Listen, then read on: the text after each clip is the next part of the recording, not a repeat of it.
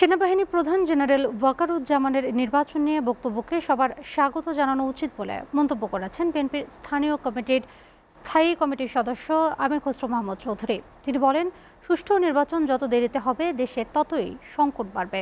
দলটির স্থায়ী কমিটির আরেক সদস্য গয়েশ্বর চন্দ্র রায় জানান, বিএনপি এখনও গণতন্ত্র প্রতিষ্ঠার লড়াইয়ের মধ্যে রয়েছে। রাজধানীতে আলাদা অনুষ্ঠানে এসব কথা বলেন তারা। আব্দুল আহাদের প্রতিবেদন। শহীদ প্রেসিডেন্ট জিয়াউর রহমানের ৪৪তম মৃত্যুবার্ষিকী উপলক্ষে তার সমাধিতে শ্রদ্ধা নিবেদন করেন বিএনপির নেতাকর্মীরা। শ্রদ্ধা নিবেদন শেষে বিএনপির স্থায়ী কমিটির সদস্য গয়েশ্বর চন্দ্র রায় বলেন, সুষ্ঠু নির্বাচনে গণতন্ত্র পুনঃপ্রতিষ্ঠা না হলে বিফলে যাবে জুলাই আন্দোলনের আত্মত্যাগ। ফেসিবাদকে তাড়াতে সক্ষম হলো, এখনো গণতন্ত্র আমাদের নাগালের বাইরে। গণতন্ত্র এখনো আলোর মুখ দেখে।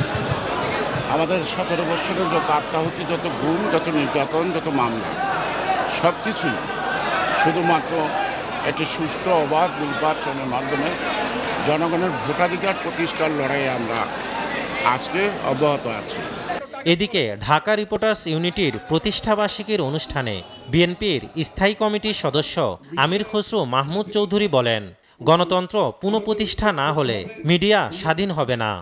বাংলাদেশের সমৃদ্ধির জন্য ঐক্যবদ্ধভাবে গণতান্ত্রিক অর্ডার যত তাড়াতাড়ি ফিরিয়ে আনতে পারি সকলের প্রচেষ্টায়, মিডিয়ার সহযোগিতায়।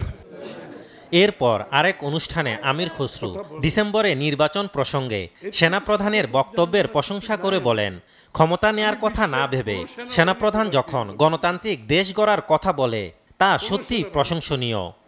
যেখানে সেনাবাহিনী ক্ষমতা দখল করতে চায়, ক্ষমতা আবার দখল করতে চায়, ক্ষমতায় থাকতে চায়, সেখানে সেনাবাহিনী প্রধান বলছে আমরা একটা গণতান্ত্রিক দেশ চাই, আমরা জনগণের নির্বাচিত সরকার দেখতে চাই, এবং বলছে দেশ পরিচালনা করবে নির্বাচিত সরকার, রাজনীতিবিদরা দেশ পরিচালনা করবে।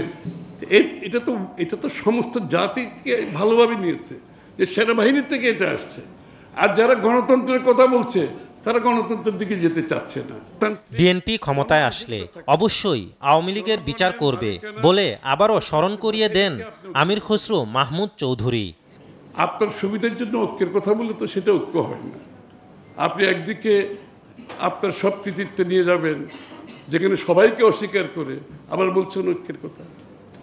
আপনি গণতন্ত্রের পথে হাঁটতে চাইবেন না, আপনি জনগণের নির্বাচিত সরকার চাইবেন না, আপনি জনগণের মালিকানা ফিরিয়ে দিতে চাইবেন না, তারপরে বলো ঐক্যের কথা। আব্দুল আহাদ, এসটিভি, ঢাকা।